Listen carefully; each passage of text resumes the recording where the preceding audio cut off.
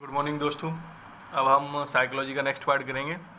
Next part का पहला question है, मनुष्य के जीवन पर्यंत चलने वाली प्रक्रिया का क्या नाम है। तो मनुष्य के जीवन पर्यंत चलने वाली प्रक्रिया विकास है। कौन सी है? विकास। परिमाण संबंधी परिवर्तनों को क्या कहा जाता है? परिमाण संबंधी परिवर्तनों को अभिवृद्धि कहा जाता है। आकार, लंबाई, ऊंचाई, भार में होने वाले परिवर्तनों को किस नाम से जाना जाता है? तो इसे जाना जाता है अभिवृद्धि, क्योंकि आकार, ये परिमाण संबंधी अभी बोला था, इसमें आकार बढ़ रहा है तो किस में? परिमाण मैग्नीट्यूड में बढ़ेगा। लंबाई, हाइट, लंबाई, लेंथ, हाइट और भार, वेटेज में परिवर्तन, तो किस प्रकार का? ये परिमाण, तो ये अभिवृद्धि है। गुणात्मक परिवर्तन कहते हैं, तो गुणात्मक परिवर्तन किसको कहते हैं? विकास को।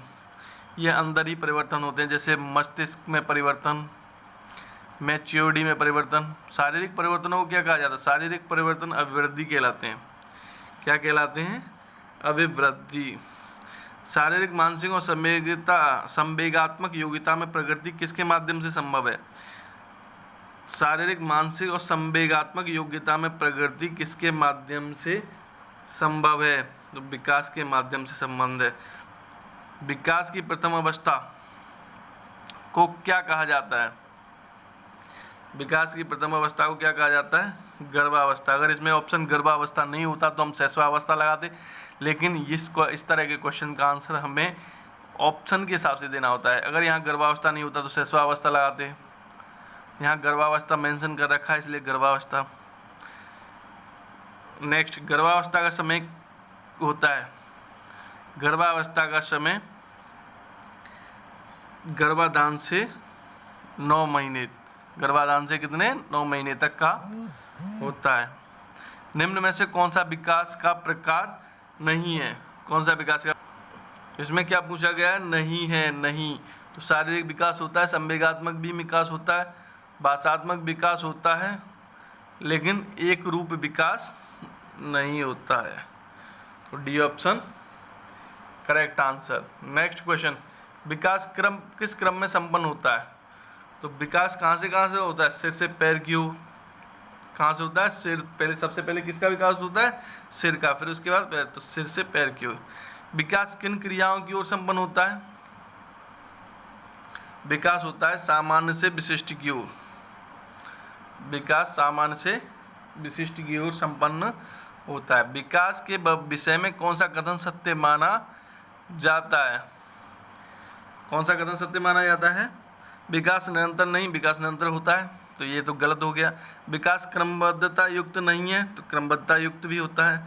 विकास परस्पर संबंधित होता है, तो ये तो सही है, विकास परस्पर संबंधित होता है। नेक्स्ट, विकास के विषय में सत्य कथन कौन सा है? विकास लंबवत होता है, विकास वर्तुलाकार नहीं होता, विकास लंबवत ना होकर वर्तुलाकार होता है, उपयुक्त सभी। कौन सा कथन क्या पूछा है? सत्य है, तो सत्य विकास लंबवत ना होकर वर्तुलाकार होता है। सी ऑप्शन सही है। शैशवावस्था का समय क्या माना जाता है? शैशवावस्था का समय, शैशवावस्था का समय अलग अलग बुक्स अलग अलग मानती हैं। अलग अलग बुक्स अलग अलग मानती हैं। अगर यही क्वेश्चन सीटेट में होता तो जन्म से 2 वर्ष तक, तो यहाँ पे 2 वर्ष है नहीं। सीटेट का क्वेश्चन होता तो जन्म से 2 वर्ष तक, यहाँ 2 वर्ष नहीं, जन्म से 3 है, 4 है, 5 या 6 हो गए।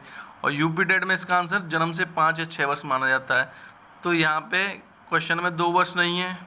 सीटेट के हिसाब से यहाँ 2 वर्ष होता है, लेकिन जन्म से 5 या 6 वर्ष, तो हमें ऑप्शन के हिसाब से चलना पड़ेगा।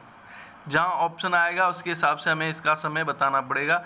यहाँ इस तरह के क्वेश्चन में गलती होने के चांसेस रहते हैं। जीवन का सर्वाधिक महत्वपूर्ण काल किस अवस्था को माना जाता है? जीवन का सर्वाधिक महत्वपूर्ण काल शैशवावस्था को माना जाता है, क्योंकि शैशवावस्था में जैसा मानसिक विकास जैसा होगा उसी हिसाब से बच्चे में मैच्योरिटी जल्दी आ जाएगी। तो शैशवावस्था में सर्वाधिक विकास किस में होता है? शैशवावस्था में ही होता है। बालक अनुकरण द्वारा किस अवस्था में सीखता है? तो शैशवावस्था में सीखता है। बालक की हड्डियों का तीव्र गति से विकास किस अवस्था में होता है? तो ये भी शैशवावस्था में होता है। जन्म के समय शिशुओं में हड्डियों की संख्या कितनी होती है? 270 होती है। उसके बाद 206 हो जाती है, क्योंकि पहले हड्डियाँ लचीली होती हैं अलग अलग, उसके बाद वो कंबाइंड होके 206 रह जाती हैं। जन्म के समय बालक के मस्तिष्क का भार कितना होता है? जन्म के समय बालक के मस्तिष्क का भार 350 ग्राम होता है। जन्म के समय शिशु की लंबाई लगभग कितनी होती है? जन्म के समय शिशु की लंबाई 19 से 20 इंच लगभग होती है। नवजात शिशुओं का भार लगभग कितना होता है? तो नवजात शिशुओं का भार लगभग 2700 से 3600 ग्राम होता है। भार लगभग कितना होता है? 2700 से 3600 ग्राम होता है। नेक्स्ट क्वेश्चन, शिशु कष्ट या भूख लगने पर किस समय में रोकर अभिव्यक्त करना सीखता है? किस समय में रोकर अभिव्यक्त करना सीखता है? प्रथम माह में। शिशु कष्ट या भूख लगने पर किस समय में रोकर अभिव्यक्त करना सीखता है? प्रथम माह में, पहले ही महीने में ये सीख जाता है। किस माह में शिशु दोनों हाथों से पकड़ने की कोशिश करता है? किस माह में शिशु दोनों हाथों से पकड़ने की कोशिश करता है? चौथे माह में। किस माह में? चौथे माह में। तो इसका आंसर क्या हुआ? 4 मंथ। 4-5 शब्द शिशु कब बोलना सीखता है? 4-5 शब्द शिशु 12वें मास मतलब 1 वर्ष की अवस्था में सीखता है। 12वें मास में सीखता है। जन्म के समय शिशु में स्थित संवेग कौन सा होता है?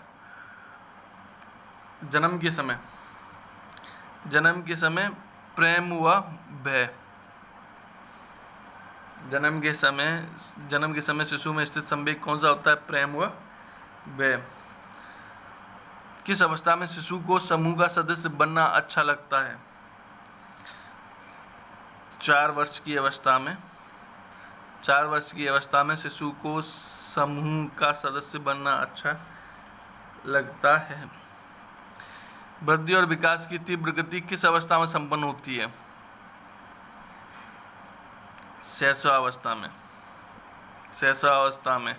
शैशवावस्था की विशेषता कौन सी है? दूसरों पर निर्भरता, आत्मगौरवता की भावना, संवेगात्मक अस्थिरता, उपयुक्त सभी। इसका सही आंसर है उपयुक्त सभी। शैशवावस्था की विशेषता दूसरों पर निर्भरता भी होता है, आत्मगौरवता की भावना, संवेगात्मक अस्थिरता, उपयुक्त सभी। नेक्स्ट क्वेश्चन, बाल्यावस्था का समय कौन सा माना जाता है? बाल्यावस्था का समय 6 से 12 वर्ष। बाल्यावस्था का समय यूपी डेट 6 से 12 ही मानता है, लेकिन सी डेट में 2 से 12, क्योंकि शैशवावस्था वहाँ 0 से 2 होती है, 2 से 12 बाल्यावस्था होती है, लेकिन यहाँ बाल्यावस्था 6 से 12 मानी गई है। इस चीज़ को ध्यान रखें। नेक्स्ट क्वेश्चन, यथार्थता की प्रवृत्ति किस अवस्था में जागृत होती है? यथार्थता की प्रवृत्ति किस अवस्था में जागृत होती है? बाल्यावस्था में। किस अवस्था में बालक के विकास की गति कुछ धीमी हो जाती है? बाल्यावस्था में। नेक्स्ट क्वेश्चन, बाल्यावस्था में बालक में किस प्रकार के दांत आ जाते हैं? किस प्रकार के दांत आ जाते हैं? स्थायी दांत आ जाते हैं। स्थायी दांत आ जाते हैं। किस वर्ष में बालक 2 वस्तुओं में अंतर करना सीख जाता है? तो इसका आंसर है 7 वर्ष की अवस्था में। किस वर्ष में बालक 2 वस्तुओं में अंतर करना सीख जाता है? तो 7 वर्ष की अवस्था में। किस वर्ष में बालक में चिंतन शक्ति व निरीक्षण शक्ति का विकास हो जाता है? चिंतन शक्ति और निरीक्षण शक्ति का विकास 11 वर्ष की अवस्था में होता है। किस अवस्था में बालक संवेगों पर नियंत्रण करना सीख जाता है? वह संवेगात्मक प्रदर्शन हेतु भाषा का प्रयोग करने लगता है। बाल्यावस्था में।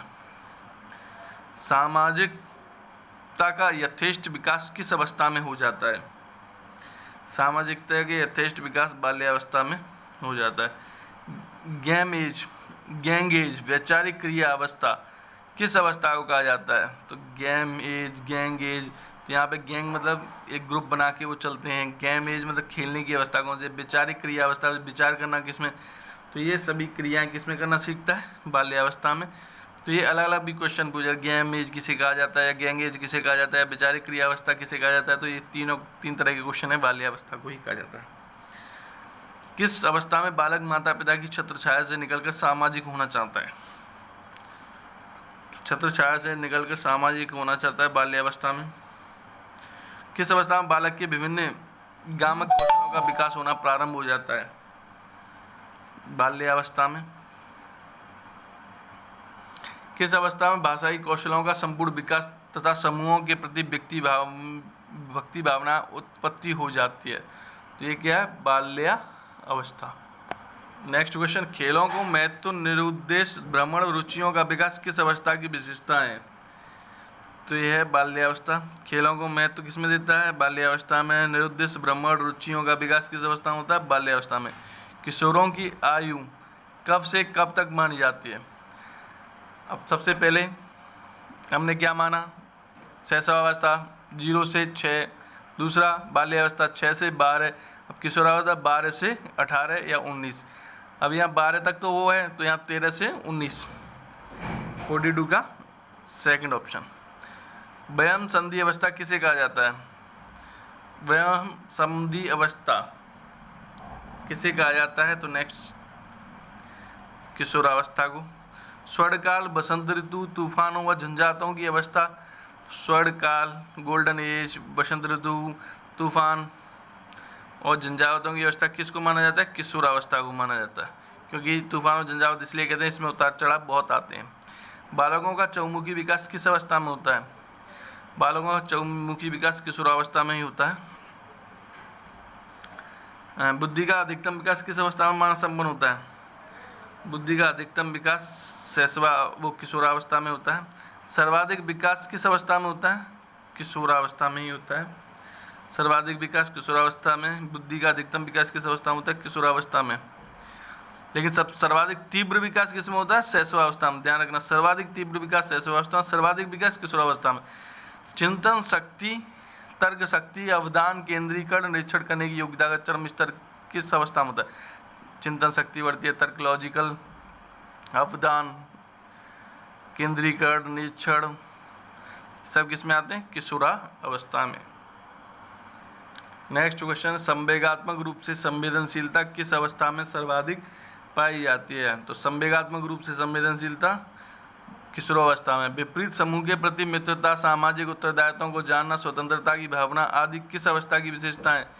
तो विपरीत समूह के प्रति मित्रता किशोरावस्था, और विपरीत समूह, अगर समान समूह के प्रति मित्रता आएगी तो यहाँ पे क्या आंसर आएगा? बाल्यावस्था। लेकिन विपरीत समूह के प्रति मित्रता आएगी तो किशोरावस्था।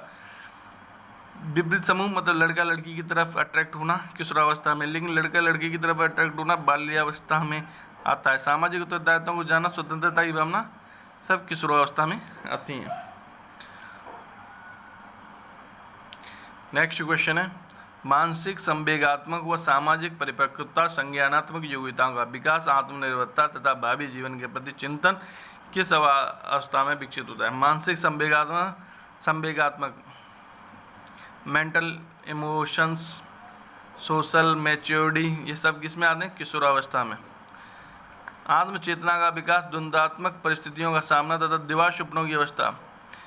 दिवा स्वप्न, day dream, stage of day dreams, ये कौन सी है? किशोरावस्था। मूल प्रवृत्तियों जनक कौन माने जाते हैं? मूल प्रवृत्तियों के मैकडूगल माने जाते हैं। विलियम मैकडूगल ने कितनी मूल प्रवृत्तियां प्रतिपादित की हैं? कितनी प्रतिपादित की हैं? ये प्रतिपादित की हैं 14। 14। पलायन यदि मूल प्रवृत्ति है तो संबंधित संवेग कौन सा होगा? पलायन यदि मूल प्रवृत्ति है तो पलायन कब करेंगे? जब हमें भय होगा किसी से, तभी हम पलायन करेंगे। तो जब भय नहीं होगा तो पलायन क्यों करेंगे? जब भय होगा तभी तो हम किसी पलायन करेंगे। तो भय आने पर हम पलायन करेंगे, पलायन मूल प्रवृत्ति होगी। युयुत्सा यदि मूल प्रवृत्ति है तो मैकडूगल के अनुसार संबंधित संवेग कौन सा है? क्रोध। जब हमें क्रोध आएगा तब हम मारना या किसी को नुकसान पहुंचाने के बारे में सोचेंगे। अगर हमें क्रोध आएगा तभी हम किसी को नुकसान या मारने के बारे में सोचेंगे। तो योद्धा मूल प्रवृत्ति कब आएगी? जब हमें क्रोध आएगा। नेक्स्ट क्वेश्चन, आत्मगौरव मैकडूगल के अनुसार मूल प्रवृत्ति है, इससे संबंधित संवेग कौन सा है? तो आत्मगौरव कब आएगा? श्रेष्ठता की भावना। जब हमें श्रेष्ठता की भावना आएगी तब हमें आत्मगौरव मूल प्रवृत्ति आएगी। हास्य मूल प्रवृत्ति किस समय? हास्य कब आएगा? हास्य मतलब हंसी। हंसी कब आएगा? जब हमें आनंद मिलेगा। आमोद मतलब आनंद मिलेगा, तब हमें हंसी की मूल प्रवृत्ति आएगी। और जिज्ञासा मूल प्रवृत्ति है तो संबंधित संवेग कौन सा होगा? जिज्ञासा हमें कब आएगी? जिज्ञासा हमें जब आश्चर्य होगा तब हमें जिज्ञासा जानने की होगी कि आखिर ये हो कैसे रहा है या क्या वजह है, तो हमें उसके बारे में जिज्ञासा होगी। दैन्य मूल प्रवृत्ति से संबंधित संवेग कौन सा है? दैन्य आत्महीनता। आत्महीनता आएगी तब दैन्य मूल प्रवृत्ति आएगी। तो मूल प्रवृत्ति 14 दे रखी हैं जो आपको लर्न करनी पड़ेंगी। किसी भी बुक को उठाइए और लर्न कीजिए विलियम मैकडूगल की मूल प्रवृत्तियाँ। और एक मूल प्रवृत्ति किसी ना किसी एग्जाम पेपर में देखने को मिल ही जाती है। धन्यवाद।